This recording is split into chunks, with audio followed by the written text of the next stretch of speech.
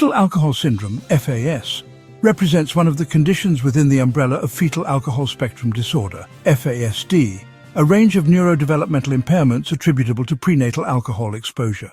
By the time fetal alcohol spectrum disorder, FASD, is recognized, the damage is already done.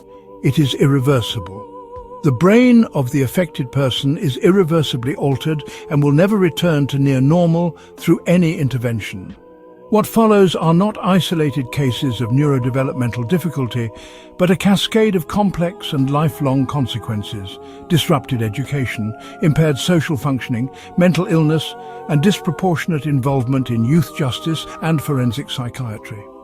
These outcomes are not theoretical. They are borne daily across the benefits system, NHS, child and adolescent mental health services, social care, and criminal justice systems. Despite this, investment continues to focus downstream, at the level of care, containment, and crisis management.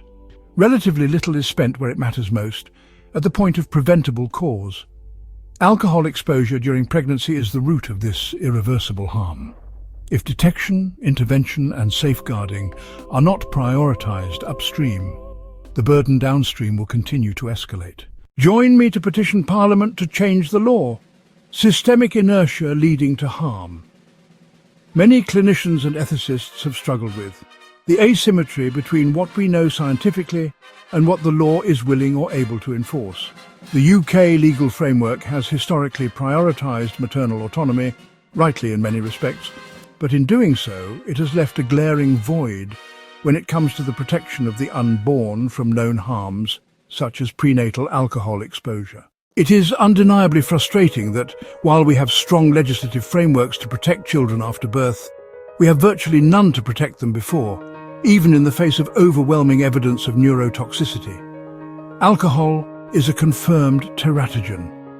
If a prescribed drug carried the same level of risk, it would be classed category hence, in the USA, contraindicated outright in pregnancy. Strangely, alcohol remains treated socially, legally, and clinically as a matter of private choice, rather than public health accountability. This isn't a matter of criminalizing women. It's about systemic failure to intervene early enough to prevent irreversible harm. That includes not providing the right supports, not implementing biomarker-informed antenatal protocols, and not confronting the social taboos that stall legislative reform. The system doesn't lack knowledge. It lacks political courage and structural foresight. Conclusion. What begins in silence ends in systems. The neurotoxic legacy of prenatal alcohol exposure cannot be undone, not by compassion, not by care, and not by cash. We are spending billions to manage the fallout of what was, in many cases, entirely preventable harm. FASD is not a marginal issue. It is a quiet epidemic hidden in classrooms, prison wings, and psychiatric wards. And our current approach, rooted in voluntary disclosure and good intentions, fails the very people it claims to protect. Public health cannot remain passive in the face of such irrevocable injury. Education alone is no match for addiction, and moral appeals are futile against the neurological architecture of dependence. We stand now at the edge of reform, no more systemic inertia.